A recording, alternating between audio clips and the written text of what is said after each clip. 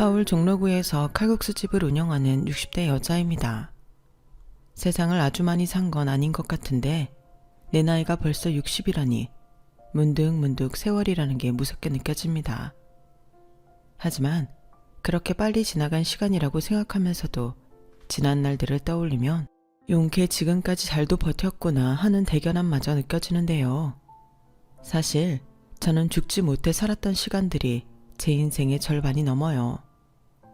누군들 사연 없는 사람이 있겠냐마는 그런 사연들이 모여 제 인생이 되고 지금의 저라는 사람이 있는 거 아닌가 싶습니다. 이왕 곱씹는 거 좋은 기억들만 생각난다면 얼마나 좋을까요? 아무리 힘든 인생 살아도 봄에 불어오는 바람처럼 행복한 날들도 있었는데 말이죠. 이렇게 이런저런 생각을 하다 보면 지금이 얼마나 감사한지 모릅니다. 그래서 오전 시간에 종종 듣던 이 채널에 제 이야기를 보내고 싶어졌어요. 배움도 짧고 솜씨도 없는 사람이지만 제 이야기를 여러분들과 함께 나누고 싶습니다. 그럼 지금부터 제가 살아온 이야기를 시작해 볼게요. 저는 앞서 말한 것처럼 죽지 못해 살았어요. 가난한 집에 계집으로 태어나 유년 시절이라고 할 것도 없는 어린 시절을 보냈고 20살이 되기 전에 이미 돈을 벌어야 했었어요. 큰딸은 살림 미천이라는 말이 있잖아요. 저는 그 말이 싫었어요. 태어난 것도 제 성별이 여자인 것도 모두가 제가 선택한 건 아니었으니까요. 그런데 보호받아야 할 집에서 오빠나 남동생 때문에 차별을 받는다는 게 너무 억울했어요. 원래 계집들은 다 그렇게 사는 거야. 유난 떨 거 없어. 그래도 낳아주고 여태 밥 먹여 키워줬잖아. 우리가 언제 너 굶긴 적 있어? 그럼 너도 집안에 도움이 돼야지. 밥값을 하란 말이야. 어차피 다 크면 넌 남의 집사람 될 거지만 네 오빠랑 네 동생은 아니다. 그러니 시집가기 전까지 부지런히 갚아. 알겠어? 도대체 뭘 받았고 뭘 갚으라는 건지. 어른이 된 저는 더 이상 그런 말도 안 되는 대우와 강요에서 벗어나고 싶었어요. 아니, 벗어나야 한다고 생각했어요. 그래서 제 스스로 가족과 연을 끊는 선택을 했고 그 뒤부터는 누가 부모님에 대해 물으면 그냥 고아라고 말했네요. 그러면 사람들은 저를 측은하게 보는 것 같았지만 저는 오히려 그게 더 낫다고 생각했어요. 그리고 악착같이 돈을 모았는데 그것도 결국 저에겐 도움이 되지 않았죠. 지긋지긋한 천륜을 끊고 만나게 된 남자가 제 인생을 송두리째 바꿔놓았거든요. 저는 그때 당시 한 방직 공장에 다녔어요. 그리고 거기서 천하의 죽일 놈을 만나 첫 정을 주었고 함께 살자는 그놈 말에 나도 이젠 사랑받으며 살겠구나 가슴이 설렜어요. 불량식품이 왜 없어지지 않는 줄 아세요? 그만한 가격에 그렇게 맛있는 게 없기 때문이죠. 몸에는 나쁠 것이 분명한데 그걸 끊지 못하는 거예요. 저에게 그놈은 불량식품 같았어요. 사람들은 별로라고 만나지 말라고 했는데 그놈이 저에게 베풀어주는 다정하고 따뜻한 말과 손길을 끊어낼 수 없었죠. 그리고 그 대가는 저를 지옥으로 끌고 내려갔어요. 당시 모아놨던 돈을 가지고 감쪽같이 사라졌거든요. 그리고 며칠 뒤 제가 홀몸이 아니라는 걸 알았는데 황당하게도 저는 법적으로 혼이 나지 않은 사람이더군요. 분명 그놈이 식은 나중에 올리더라도 혼인신고부터 하자 했는데 그것도 사실 거짓말이었던 거예요. 당시 저는 쉬는 날이 거의 없다시피 그렇게 일을 했고 외근이 잦은 그놈 혼자 혼인신고를 하기엔 제 불찰이었죠. 그때 당시 처녀가 애를 가졌다고 하면 거의 얼굴을 들고 다닐 수 없었던 시대인데 그래서 정말 서러운 일도 많이 당했어요. 여자의 적은 여자라고 여자들이 더 저를 경멸했죠. 그래서 그냥 그때는 죽어야겠다는 생각밖에 없었던 것 같아요. 그런 생각을 하니 뱃속의 아이가 원망스럽지도 않더군요. 어차피 죽으면 다 끝날 일이었으니까요. 그때 제 나이가 고작 22살이었어요. 아직 제대로 피어보지도 못한 꽃다운 나이였죠.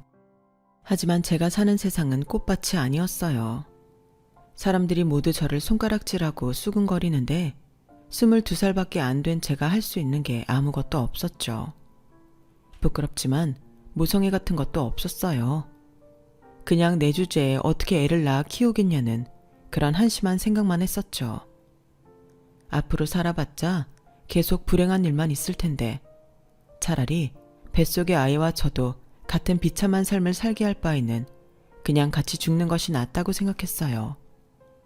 그런데 그런 생각이 강하면 강할수록 자꾸만 하루만 더 했는데 지금 생각하면 제 아들이 저를 그렇게 하루만 더 살라고 저를 붙잡은 것이 아닌가 싶네요. 저에게 죽는 일은 그렇게 어려운 일은 아니었거든요. 언제든 마음만 먹으면 그럴 수 있다고 생각한 거였는데 어느새 저는 조금씩 살고 싶다는 생각을 하게 됐어요. 분명 앞으로 저와 아이가 살아갈 날들은 모두 불행투성일 게 확실한데 왜 자꾸만 괜찮을 것만 같은 미련이 생기는지 그러다 문득 이런 생각이 들더군요. 이 아이의 얼굴은 어떻게 생겼을까? 이 아이는 나 같은 엄마라도 괜찮다고 하지 않을까? 저는 그렇게 죽느냐 사느냐를 고민하며 끝내 아이를 낳았어요. 당연히 돈이 없었기 때문에 산부인과에는 가지 못했고 아시는 분의 소개로 조산소에서 출산을 했는데 그 고통이야말로 죽을 것 같더군요. 그렇게 긴 산통 끝에 아들을 품에 안았어요. 정말 죽을 것 같은 고통이었는데 아이를 품에 안는 순간 다시 태어난 기분이 들더군요. 그리고 어디서 그런 용기가 났는지 나는 이제 이 아이를 위해 살아야겠다고 결심했어요. 죽을 각오면 내 아이를 위해 무언들 못할까? 마구마구 힘이 났죠. 그래서 그 후로는 오직 엄마로만 살았는데 아들은 고맙게도 참 착하고 똑똑하게 자라줬어요. 아무리 이를 악물고 새벽부터 나가 일을 해도 손에 쥐는 돈은 거기서 거기라 변변한 뒷바라지도 못했는데 아이는 늘 제 걱정을 먼저 하는 효자였어요. 제가 밤늦게 퇴근하면 늘 큰 길에서 저를 기다렸고 제가 밥을 차려놓으면 엄마도 먹으라며 절반을 꼭 덜어놓는 착한 아들. 엄마, 내가 이 다음에 꼭 성공해서 우리 엄마 해외여행도 시켜주고 좋은 것도 많이 사줄게. 아들만 믿어. 알았지? 아들은 저렇게 살가운 말도 곧잘 했어요.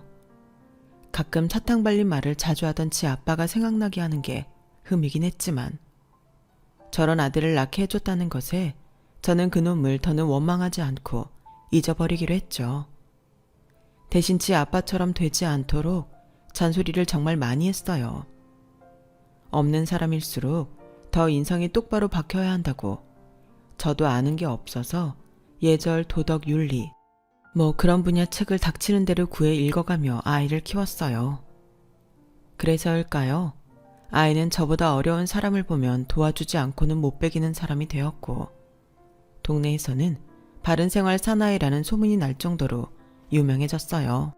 특히 동네 어르신들이 제 아들을 그렇게 예뻐할 수가 없었는데 그 덕에 참 귀하고 맛있는 것도 많이 얻어먹었네요. 수철이 엄마, 나와서 이것 좀 가져가. 할머님, 이 늦은 시간에 여기까지 어떤 일이세요? 우리 딸이 이번에 강화도에 다녀오면서 인삼을 사왔다네.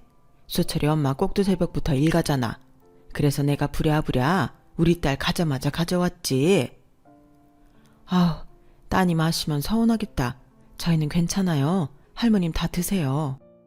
아니지. 내가 앞으로 살아봤자 얼마나 더 산다고. 이거 수철이 엄마랑 수철이 먹어. 애 키우려면 엄마가 건강해야 해. 그리고 수철이도 이거 먹이고. 애가 요즘 너무 마르더라. 괜찮은데? 이렇게 매번 좋은 건 저희 모자가 다 먹어서 어떡해요? 무슨 소리야. 수철이가 우리 동네 보배인데. 얼른 받아. 나 이제 가서 자야 해.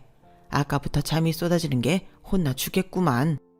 그럼 이번이 마지막이다 생각하고 감사히 잘 먹을게요. 수철이 어르신 덕에 몸보양 제대로 하겠네요. 이렇듯 저는 점점 아들 덕에 사람 사는 것처럼 살게 되었어요. 지난날을 떠올리면 전혀 상상도 하지 못한 날들이었죠. 그래서 저는 늘 아들이 고맙고 아들 잘 낳았다고 칭찬해주는 사람들이 고마웠어요. 그래서 몸은 좀 힘들어도 하루하루 보람 있었는데 아들 하나 잘 키우겠다는 목표가 있다 보니 세상 무서울 게 없더군요. 워낙 어린 나이에 아이를 낳았기에 저에게 접근하는 남자들도 있었어요. 흔들리지 않았다고 하면 거짓말인데 워낙에 아빠한테 당한 일이 크다 보니 결국엔 남자를 끝까지 믿지 못하겠더군요. 그래서 그냥 제 인생에는 수철이 말고 남자는 없다고 생각하며 살았어요. 그리고 그 마음을 다 아는 것 같은 수철이는 변변한 학원도 보내주지 못하는데 그런 제가 미안해할까? 공부도 혼자 스스로 참 잘했는데 지금 생각하면 그 아이도 그 나름의 고충이 있었겠구나 싶은 생각이 드네요. 부족한 엄마 때문에 너무 빨리 철이 든 것 같아요. 그리고 무조건 돈 잘 벌고 엄마를 호강시켜 주겠다며 아이는 의대에 가려 했는데요. 수철아, 엄마는 물론 네가 의사 선생님이 된다면 너무 좋지. 그런데 엄만 네가 꼭 돈 때문에 의사가 되겠다고 하는 거면 그건 반대야. 의사라는 직업이 돈 때문에 선택하는 거면 안 되는 거잖아. 사람의 생명을 다루는 일인데. 엄마, 나도 그 정도는 알아. 내가 무조건 돈 때문에 그러겠어. 우리 동네에 아프셔서 병원 다니는 어른들 많잖아. 나는 그거 보면서 우리 엄마는 아파도 걱정 없게 해야겠다고 생각해서 의사가 되고 싶은 거야. 근데 학비가. 그건 걱정 마. 엄마가 언제 너한테 돈 걱정하래. 엄마는 단지 우리 아들이 원하는 일을 했으면 그래서 말한 것뿐이야. 너 엄마 몰라? 엄마는 항상 네가 1등이고 네가 무슨 선택을 해도 응원해. 알지. 우리 엄마는 나 없으면 안 되잖아. 그래서 난 장가 안 가고 평생 엄마랑 살려고. 뭐? 그건 아니지. 왜 장가를 안 가? 네가 좋아하는 여자 만나서 예쁜 애기 낳아야지. 넌 낳기만 해. 엄마가 다 키워줄게. 오, 엄마. 그 마음 변하면 안 된다. 약속. 뭐야. 장가 안 간다는 말은 순뻥이구만. 내가 완전히 말렸네. 그래도 좋다. 우리 아들 닮은 손자 손녀면 엄마가 10명이라도 봐주지. 그때는 그런 농담을 하면서도 막연하게 그런 날이 정말로 올까 했어요. 너무 먼 얘기라 현실감이 없었거든요. 그래도 그렇게 아들과 시덥지 않게 떠드는 날이 좋았는데 그런 시간이 제게 얼마 남지 않았다는 건 꿈에도 몰랐죠. 의대에 합격한 아들은 정신없이 바빴고 전문의를 따고 몇 년 뒤 저에게는 자신의 스승이었던 교수님을 따라 해외에 있는 병원을 가겠다고 하더군요. 너무나도 갑작스럽고 한 번도 생각하지 못한 일이라 저는 너무 당황했어요. 말로는 네가 하는 모든 일을 응원한다고 했지만 타국으로 아들을 보낼 생각을 하니 솔직히 마음이 좋지 않더라고요. 하지만 이내 아들은 해외 병원에서 우리나라보다 더 나은 의료기술을 배우고 싶다며 저를 설득했고 아들 바보인 전 아들의 말을 들어줄 수밖에 없었어요. 저는 당시 의대 뒷바라지를 하기 위해 아는 언니와 식당을 하고 있었는데 아들이 떠난다고 하니 일이 손에 잡히지 않더군요. 어차피 바빠서 자주 못 보는 아들이었는데 막상 아들이 타국으로 간다고 생각하니 그건 또 기분이 달랐죠. 하지만 아들이 원하니 저는 받아들일 수밖에 없었어요. 그래서 최대한 씩씩하게 아들을 보내주려고 했고 가기 전까진 엄마 밥이라도 실컷 먹게 해주려고 했는데 그것도 제 생각이었지 아들은 출국 전까지 바쁘기만 하더군요. 그래서 그러면 안 되는데 너무 서운한 마음에 아들에게 한 소리 했어요. 너는 해외 나가는 것도 일방적으로 정하더니 여기 남을 엄마 생각은 전혀 안 하는 거야? 어떻게 하루도 집에 와서 같이 밥 먹을 시간도 없어? 엄마, 내가 워낙 급하게 가는 거라서 준비할 게 많아 그래요. 일부러 그런 건 아니야. 됐어. 너 그럴 거면 차라리 가지 마. 기껏 힘들게 의사 만들어놨더니 네가 지금 이게 엄마한테 할 행동이야. 화 풀어. 나 내일 당장 출국인데 엄마가 이렇게 화를 내면 내 마음이 불편하잖아. 네 마음 불편한 거 뭐? 네 마음 편하게 해주자고 나 속상한 것도 감추라고? 너 원래 그렇게 이기적인 애야? 미안해. 그래, 내가 잘못했어. 엄마 생각 조금이라도 더 해서 시간 냈어야 했는데. 근데 엄마가 아들 좀 이해해주라. 아들 더 훌륭한 의사 되려고 그러는 거야. 훌륭한 의사는? 훌륭한 아들이나 해.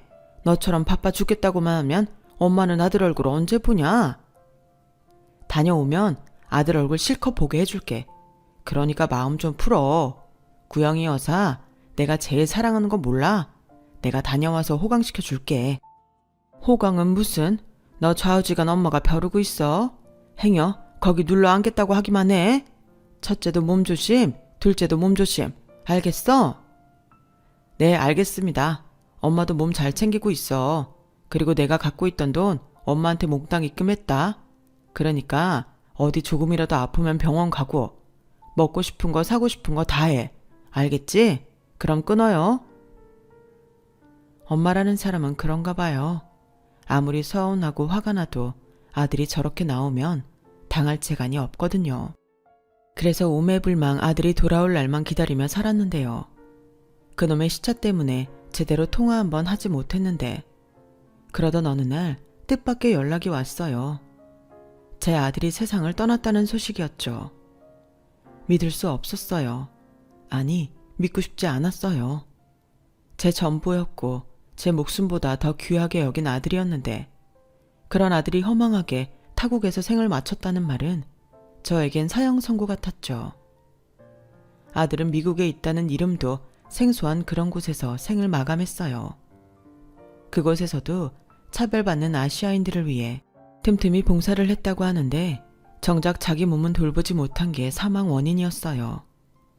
아들과 함께 떠난 교수는 저에게 고개를 숙이며 아들은 과로사로 세상을 떠났다고 하는데 저는 그 교수가 그렇게 원망스러울 수가 없더군요. 자기 제자가 그렇게 죽을 정도로 일을 하는데 옆에서 말리지 않았다는 게 용서가 되지 않았어요.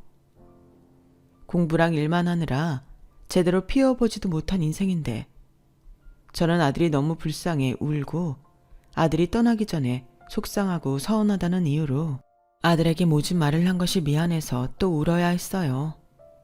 하지만 아무리 목 놓아 울어도 죽은 아들은 살아나지 못했고 기절에 깨어나면 이 모든 것이 사실은 꿈이길 바랬죠.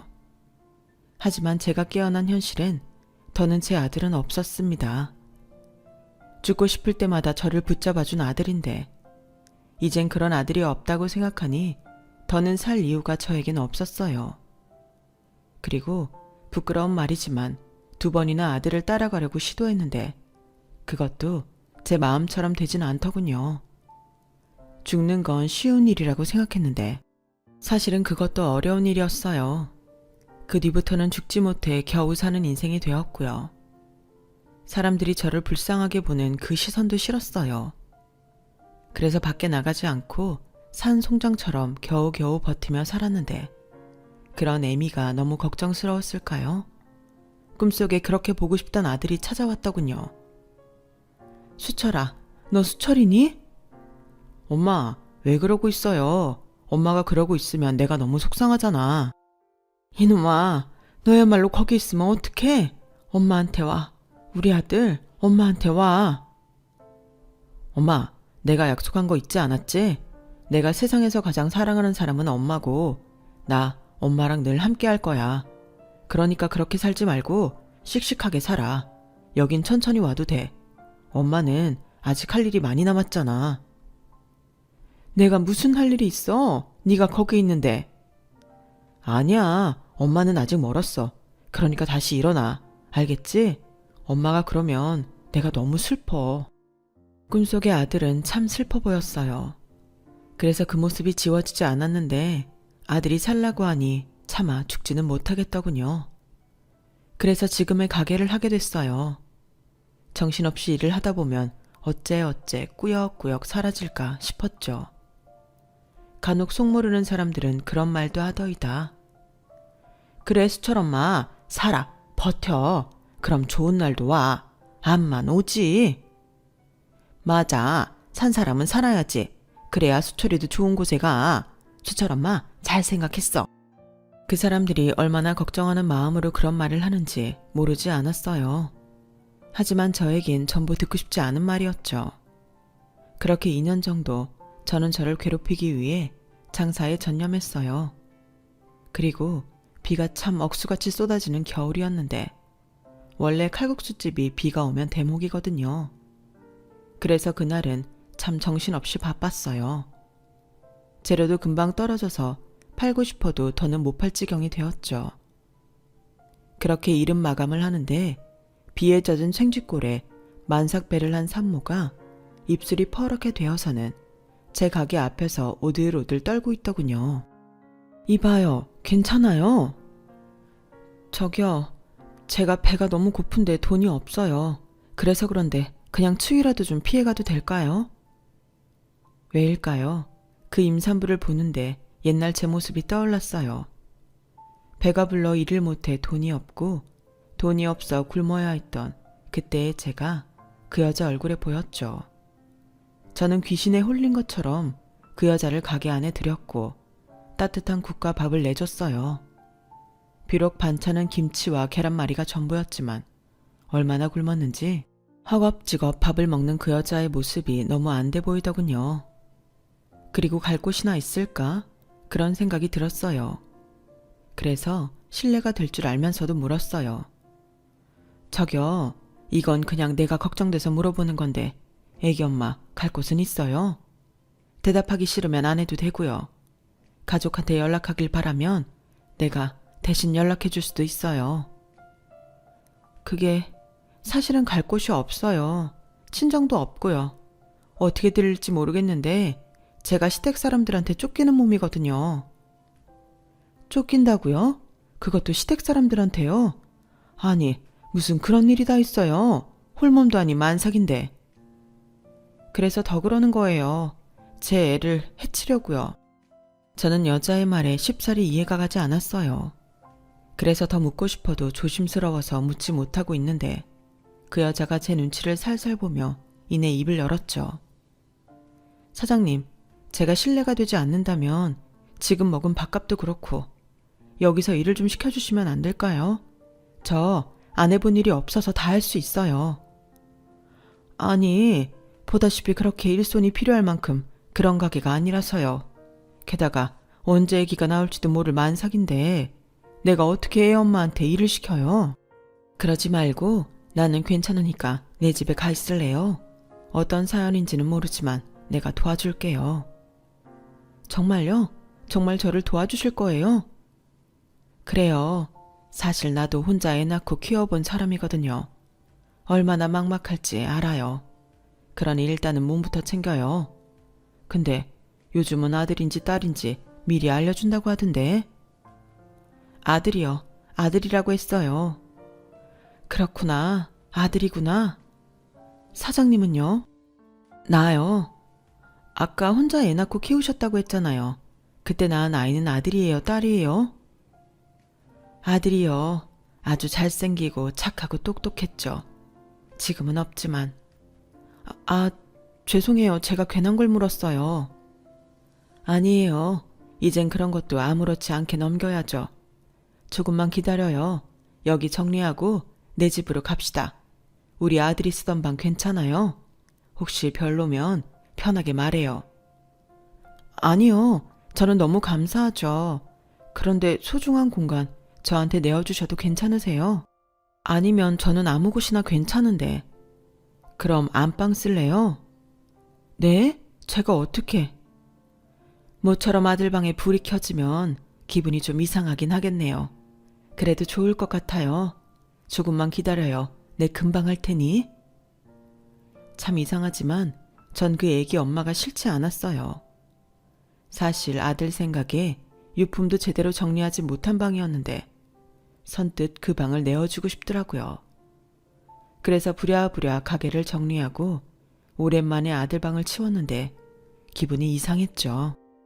저 혼자 사는 집에 저 말고 다른 사람이 있다는 것도 신기하고 무엇보다 밤에 아들 방 불이 켜져 있는데 꼭 아들이 살아 돌아온 기분이 들었어요.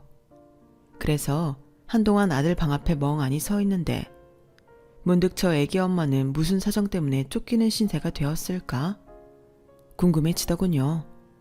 하지만 묻지 않았어요. 사람에겐 때론 알려주고 싶지 않은 사연도 있는 법이니까요.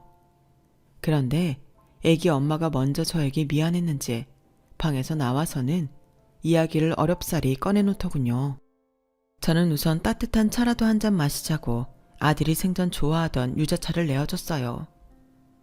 오랜만이네요, 유자차. 정말 맛있어요. 입에 맞아서 다행이네. 이거 은근히 달다고 싫어하는 사람이 있거든요. 그나저나 방이 불편하진 않나 모르겠어요. 남자가 쓰던 방이라. 전혀요. 너무 편하고 감사하죠. 아드님이 굉장히 깔끔한 성격이었나 봐요. 방이 정리정돈이 정말 잘 되어 있어요. 뭐 그런 편이기도 한데 집에는 애당초 자주 오질 못했어요. 의사라. 정말요? 너무 대단하시다. 자랑스러우시겠어요. 나도 그렇게 생각했는데 지금은 그냥 옆에 없는 게 불효자인 것 같고 그래요. 우리 애가 미국에 있었거든요. 한국 오면 내내 얼굴 보여준다고 하더니 그렇게 가버렸어요. 아, 많이 보고 싶으시죠? 저는 이 아이 혼자나 길을 생각하면 참 막막한데 정말 대단하세요. 아까 들었을 땐 결혼을 한 것 같은데 애는 혼자 낳으려고요? 내가 해봤는데 그거 쉽지 않아요. 아이 아빠랑은 안 살려고요? 제가 그런 게 아니라 그 사람이 저랑 살고 싶어 하지 않아요. 그래서 이 아이도 없애려고 그러는 거고요. 없앤다고요? 뺏는 게 아니라? 그 사람도 의사예요. 아마 저를 막무가내로 수술시키려 하는 것 같아요. 자기 애 아니라고. 저는 애기 엄마의 말에 혼동이 왔어요. 자기 애가 아니라는 말이 앞뒤가 맞지 않아서요. 그런데 곧 그 이유를 알게 되었죠. 저 사실 임신이 안 돼서 정자를 기증받았어요. 사실 그때도 내키진 않았는데 남편이 원했고 시어머니도 원하셔서 정자 기증받아 시험관 시술을 받았거든요. 그때 사실 남편이랑 사이도 별로 좋지 않아서 그렇게라도 남편과 가까워지고 싶었어요. 그런데 저 말고 사랑하는 여자가 생겼다고 하네요. 그 여자가 남편 애를 가졌대요. 남편은 사실 자기가 문제 있는 것 같다고 생각했는데 막상 진짜 자기 애가 생겼다니까 저도 아이도 걸림돌이라는 거죠. 어머나 세상에나, 어쩜 그런 천벌받을 것들이 다 있어요? 애가 무슨 물건이야? 그러니까요. 그런데요, 사실 저도 이혼당하는 마당에 이 애를 낳아야 하나 싶긴 했어요. 저도 제 인생이 먼저라서요. 그런데 차마 못 지우겠더라고요. 이 아이는 선택권이 없잖아요. 그래서 지우지 않기로 했는데 남편이랑 시댁 식구들이 제가 일부러 그런다고 아주 난리도 아니에요. 저런 마음고생이 많았겠어요. 그래도 난 애기 엄마가 진짜 훌륭하다고 생각해요. 나도 무서웠거든. 근데 그 아들이 내 전부가 되더이다. 나중엔 이거 안 낳았으면 어땠을까 싶더라니까. 혼자보다는 둘이 나아요. 물론 처음엔 혼자 다 짊어져야 하니까 힘들지만 그 애가 나중엔 그 이상으로 애미를 행복하게 해준다오. 그렇지 아가? 너 잘 커서 니네 엄마 호강시켜줘. 그래야 한다. 솔직히 아직은 잘 모르겠어요. 제가 잘하는 건지. 그래도 참 감사해요. 아까 너무 맛있는 냄새가 나서 가게 앞에서 한참 울었거든요. 뭘 울기까지. 그러지 말고 우리 이렇게 합시다. 내가 차마 임산부한테 일을 시킬 수는 없고 그냥 갈 곳 생길 때까지만 나랑 같이 있어요. 그렇게 바깥 생활하다 진통이라도 오면 어떡해? 어차피 나도 혼자라 괜찮으니까 부담 갖지 말고 일단 순산할 생각만 합시다. 아니요. 지금도 너무 큰 신세를 졌는걸요. 시설을 들어가든 해야죠. 남편이랑 시부모님들이 저를 찾을 거예요. 그러면 사장님도 피해보실 수 있어요. 나는 괜찮아요. 뭐 내가 피해볼 게 있나? 방 하나 내준 것 뿐인데. 그냥 그렇게 하자고. 뭐 이모 집에 와 있다고 생각해요. 그래도 여기가 시설보다는 낫지 않을까? 그래도 거참 은근히 고집있네. 내가 그래줬으면 좋겠다고요. 그냥 나이 든 여자의 오지랖이었는데 저는 끝내 그 애기 엄마를 다시 밖으로 내보내고 싶지 않아졌어요.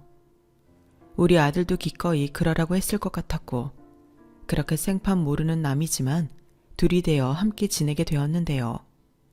역시 집에 나 말고 다른 사람이 있다고 생각하니 온기라고는 하나도 없던 집이 새삼 집처럼 느껴지더군요. 일이 끝나고 집에 갈 때면 그렇게 마음이 좋을 수가 없었어요. 사실 괜찮다고 했지만 애기 엄마는 보답이라도 하고 싶다며 제가 갈 즈음엔 저녁상을 차려놓곤 했거든요. 그렇다 보니 딸이 있으면 이런 기분일까 싶은 게 점점 정이 들더군요. 그래서 그냥 내가 데리고 살면 어떨까 하는 생각까지 하게 되었는데 주변에선 말렸어요. 머리 검은 짐승은 거두는 거 아니라고 하면서요. 하지만 저는 저와 비슷한 처지인 것도 그렇고 인성이 바른 게 꼭 제 아들을 보는 것 같아 부모가 없다면 내가 그 비슷한 거라도 되어주고 싶은 마음이었어요. 게다가 아이를 낳으면 몸조리도 해야 할 테니 더더욱 마음이 쓰였죠. 그런데 애기 엄마가 우려하던 일이 실제로 벌어지고 말았어요. 그건 바로 애기 엄마의 남편과 시댁 가족들이 제 가게에 쳐들어와 애기 엄마를 당장 내놓으라며 소란을 피우는 일이었죠. 누구세요? 보아하니 손님은 아니신 것 같은데. 다 알고 왔으니까 발뺌할 생각 말고 희선이 그거 당장 내놔요. 걔가 내 며느리니까 좋게 말할 때 당장 여기로 오라고 불러요. 그 사람이 누군지 모르겠는데 왜 저한테 그러시죠? 어디 한번 찾아보세요. 여기에 그런 사람 있는지. 그리고 이거 영업방해인 건 아시죠? 당장 경찰 부를 거니까 거기 그대로 있어요. 아니 사장님 죄송합니다. 저희가 급해서 그래요. 그런데 여기 CCTV 저희가 다 확인했거든요. 제 아내가 여기 있다가 가게 안으로 들어갔고 그 길로 사장님이랑 같이 나갔는데 그러지 마시고 좀 도와주세요. 그 사람이 친정 식구가 없어요. 저희가 유일한 가족입니다. 그래요. 그런데 난 모른다고요. CCTV를 봤다면 알겠지만 같이 나간 뒤로 헤어졌어요. 그냥 하도 딱해 보여서 밥 한 끼 내준 게 전부예요. 이 여자가 보자보자니까 말귀를 못 알아듣네. 우리가 다 확인하고 왔다니까. 희선이게 지금 당신 집에 있잖아. 내가 집으로 쳐들어갈까 하다가 여기로 왔어. 이거 왜 이래? 엄마 진정해. 그렇게 화를 낸다고 문제가 해결되는 건 아니잖아. 그럼 어떡해. 벌써 희선이 그게 산딸인데 그러다 애라도 낳으면 그럼 닥터 이미 가만히 있겠냐? 집 뱃속에 있는 애 지우고 파혼한다고 하지? 그러게 엄마는 왜 나한테 정자 기증 같은 걸 받으라고 해서? 그야 네가 고자라는 소문이 도니까 그랬지. 이렇게 네 애가 생길지 내가 알았어. 모자의 대화를 듣고 있는데 저는 마치 제가 친정 엄마라도 된 듯 화가 치밀었어요. 그래서 한시라도 빨리 그것들을 제 가게에서 내쫓으려고 했는데요. 그런데 어지간해서는 가게에 나오는 일이 없던 애기 엄마가 그새 긴장이 풀어졌는지 가게 안으로 들어왔어요. 그러자 애기 엄마를 찾던 그 사람들은 일제히 그 애기 엄마를 잡겠다며 달려들었고 저는 머리보다 몸이 더 빨리 움직여 그 애기 엄마 앞에서 그 사람들과 몸싸움을 벌이게 되었죠. 그러자 근처 다른 가게에서도 제 가게에서 싸움이 났다는 말을 들었는지 이웃 가게 사장님들이 이 가게로 몰려왔고 쪽수에서 밀린 그 사람들은 씩씩거리면서 도대체 왜 그러냐며 저에게 악다구니를 쳤어요. 나 참, 여기 사람들은 왜 이렇게 남의 일에 관심이 많아? 남이사, 당신이 뭔데 나서? 생판 남인 주제에 남의 가정사에 왜 끼고 지랄이냐고. 걔 법적으로 아직 내 며느리고 우리 아들 처야. 너 당장 이리 안 와. 이게 다 너 때문에 벌어진 일이잖아.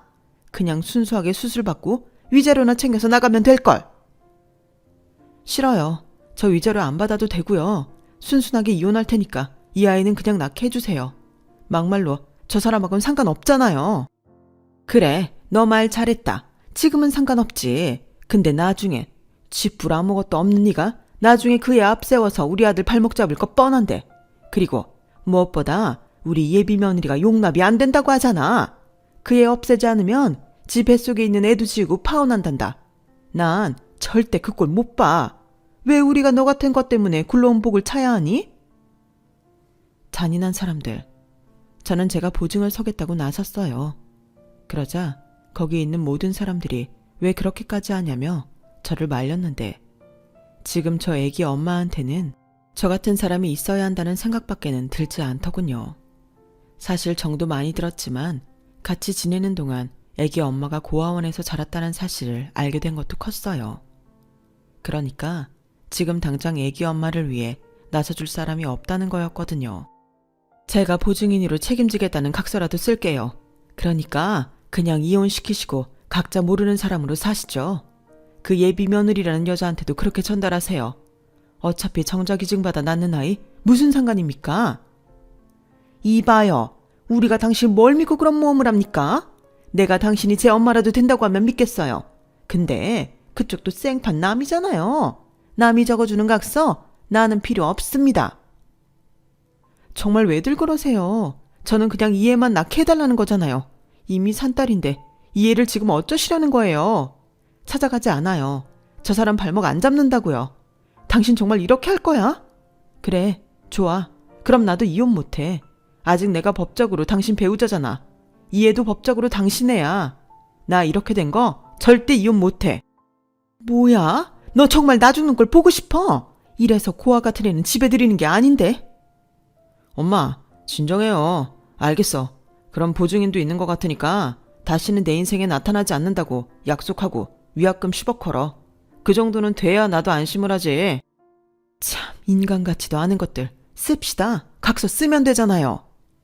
아들, 저런 것들이 10억이 있겠니? 그럼 차라리 얘기 나와서 우리한테 넘겨요. 우리가 책임지고 해외 입양 보낼 테니까. 그럼 그게 더 확실하지. 저것들이 지금은 그러자고 해도 나중엔 배째라고 나오면 그땐 어떡해? 저 여자가 이 가게 팔아도 1억은 나올까 싶다. 저는 그 여자의 말에 당장 부동산 채취를 불렀어요. 사실 저는 아들을 위해 돈이 생기면 땅이나 건물에 투자를 하고 있었거든요. 그래서 내가 10억은 있는 사람이라는 걸 보여주기 위해 부동산 최 씨에게 제가 가진 땅과 건물에 등기 권리증을 가져오라고 했어요. 그러자 30분도 되지 않아 최 씨가 제 명의로 된 부동산들 자료를 가져왔고, 그제야 그 사람들은 제가 보기와 다르게 돈이 꽤 있다는 사실에 헛기침을 하더니 이내 각서를 쓰자고 했는데요. 뭐가 그렇게 두려운 건지 몇 번이고 신신당부를 하더군요. 다시 한번 말씀드리는데 정말로 책임지셔야 합니다. 저희가 돈 때문에 그러는 게 아니에요. 돈이라면 저희도 차고 넘치게 있습니다. 이건 제가 애미라서 그래요. 애미가 원래 자식이 행복하길 바라는 사람이잖아요. 이왕이면 배경 좋고 능력 있는 여자랑 자기 애 낳고 행복하게 살았으면 좋겠죠. 네, 말 같지도 않은 말씀 끝나셨으면 얼른 꺼지시죠. 저도 애미지만 아들 그렇게 안 키웠습니다. 그리고 앞으로 저 애기 엄마한테는 제가 보호자예요. 그러니 또다시 어떤 이유로든 괴롭히지 마세요. 그땐 그 10억 제가 요구할 겁니다. 저는 그렇게 그것들을 제 가게에서 내쫓아버렸어요. 그러자 주변에선 수군거리는 목소리가 들렸는데 그 가운데 마치 죄인이라도 된 듯 애기 엄마가 고개를 푹 숙이고 있더군요. 애기 엄마, 아니지. 희선아 괜찮아. 고개 들어. 네가 무슨 잘못이 있니? 넌 그냥 네 애 지키려고 한 것뿐이잖아. 그럼 지키면 돼. 저런 것들 후회하게 잘 키워. 알겠어? 감사합니다. 그리고 너무 죄송해요. 민폐만 끼치고. 아니야. 나도 모처럼 속이 시원하다. 저기 식사하시는데 혼란스럽게 해서 죄송합니다. 오늘 음식값은 전부 받지 않을게요. 저는 손님들에게 꾸벅 인사하며 말했어요. 그러자 애기 엄마도 같이 너무 죄송하다며 고개를 숙였는데 잠시 뒤 사람들이 박수를 쳐주며 멋있다고 꼭 아이 잘 키워서 복수하라며 응원의 말을 해주더군요. 그 뒤 저를 말리던 주변 사장님들은 더 이상 저를 말리지 않았어요. 오히려 애기 엄마 먹이라며 음식도 해주고 아이 베네저골이나 청개저기 같은 걸 사오는데 제가 다 고맙더군요. 그렇게 일주일 정도가 지났어요. 그러자 진통이 오는 것 같다며 애기 엄마한테 연락이 왔고 저는 옆집 사장님께 가게를 부탁하고 바로 집으로 가서 택시를 불렀는데요. 얼마나 미련하게 참았는지 산부인과에 도착하고 1시간도 되지 않아 아이를 낳았어요. 귀여운 사내 아이였죠. 저는 마치 제가 진짜 할머니라도 된 것처럼 눈물이 핑 돌았어요. 꼭 전에 갓 태어난 제 아들을 보는 것처럼요. 그리고 처음이었지만 저는 산후조리를 도왔어요. 낮에는 도우미를 불렀고 저는 일찍 가게를 정리해 초저녁부터 산후조리를 도왔는데 아기를 너무 오랜만에 봐서일까요? 밖에 나가도 아기 얼굴이 선해서 도무지 일을 할 수가 없더군요. 사람들은 제가 꼭 진짜 할머니가 된 것 같다고 그렇게 말하더군요. 그리고 그 즈음부터는 저 두 사람이 만약 떠나겠다고 하면 어쩌지? 하는 두려움마저 들었는데요. 그렇게 산후조리를 끝마치고 이젠 딸 같은 아기 엄마가 저에게 이렇게 말했어요. 그동안 너무 큰 신세를 져서 어떡하죠? 저는 그 말을 듣는데 올 것이 왔구나 싶더군요. 하지만 그렇다고 아무 자격도 없이 그 두 사람을 잡을 수는 없었어요. 그래서 최대한 덤덤하게 받아들이려 했는데 그때였죠. 사장님만 괜찮다고 하시면 전 제가 받은 은혜 꼭 갚고 싶어요.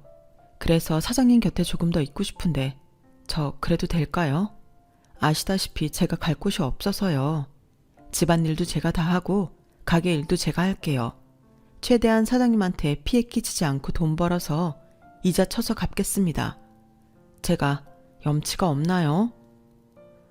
그거 참 그렇게 안 봤는데 사람이 눈치가 없네. 나야 당연히 좋지. 여기서 나간다고 하면 이제 나 혼잔데 나는 뭐 좋겠어? 내내 같이 있어 놓고 의리 없게 말이야. 애기 엄마 나가면 나 이 귀여운 건 못 보잖아. 사장님, 이제 사장님 말고 이모라고 불러. 그리고 신세진 거 다 갚으려면 내가 월급을 좀 두둑하게 줘야겠네.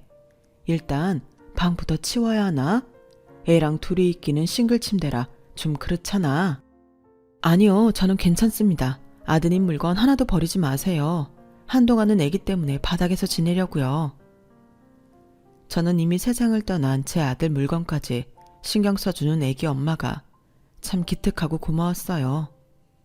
그래서 싫다는 걸 억지로 우겨서 안방을 내어줬죠. 저는 아들 방에서 지내겠다고 했고요. 그런데 아들 침대에서 잠을 자는데 기분이 이상하더라고요. 아들 방을 치워만 봤지 이렇게 누워본 적이 없었으니까요. 그리고 하늘에서 우리 애가 다 봤다면 이런 엄마를 얼마나 칭찬해 줄까 뭐 그런 생각이 들었는데 그렇게 그 아이가 태어나 돌을 맞이했어요. 사실 아이가 돌이 되기까지 참 여러 일이 있었죠. 아이를 출산하고 이혼하는 과정에서 글쎄 임신했다는 그 아이가 사실은 자기네 애가 아니라고 하는 거 있죠. 그러니까 당당하게 이혼을 요구했던 그 남자는 사실은 정말 고자였던 거예요. 그런데 그 여자가 애를 임신했다고 하니 얼씨구나 믿었다는 건데 그 여자도 정말 대단하더라고요. 의사는 무슨 전문 사기꾼이었는데 그래도 그 남자네가 운이 좋았던 건지 그 사실을 용케 빨리 알아차려 큰 피해를 막을 수 있었다는데요. 하지만 그런 이유로 이혼을 하지 않겠다고 태도를 바꾸는 바람에 제가 돈으로 변호사를 사서 이혼 소송을 진행해줬어요. 물론 승소해서 위자료와 양육비를 지급받게 되었지만 제가 그랬네요. 그딴 거 안 받을 테니 다시 나타나지 말라고요. 그랬더니 피 한 방울 섞이지 않았는데 왜 그렇게 하냐며 목에 핏대를 세우며 덤비는데 솔직히 저도 그때는 제가 왜 그렇게까지 하는지 알 수 없었어요. 다만 아들을 보내고 혼자가 된 저에게 찾아온 새로운 가족이라는 생각밖에는 없었죠. 그런 우여곡절 끝에 맞이한 아이의 돌잔치였어요. 잔치까지는 하지 않아도 된다는 걸 제가 우겨서 했죠. 그렇다 보니 제 주변 상가 사람들이 제일 많이 왔는데 오랜만에 떠들썩하니 기분이 좋았어요. 사람들이 모여 축하를 해주니 진짜 제 손자가 축하받는 기분이었죠. 그리고 이 녀석이 글쎄 돌잡이에서 청진기를 잡는 게 아니겠어요? 그러자 사람들이 잠깐 제 눈치를 보는 것 같더니 이내 환호를 보내며 좋은 의사 선생님 되거라. 돈 잘 버는 성형외과 의사해라. 같은 말을 외쳤죠. 저도 마찬가지였어요.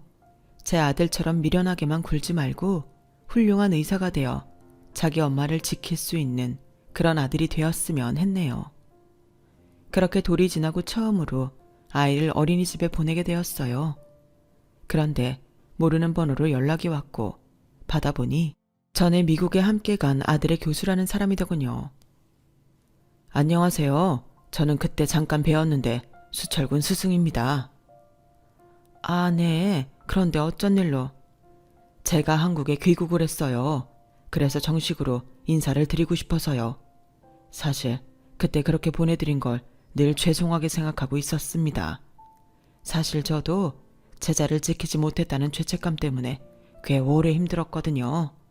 그래서 이제야 제대로 사죄를 드릴 수 있을 것 같습니다. 아닙니다. 이미 지난 일이죠.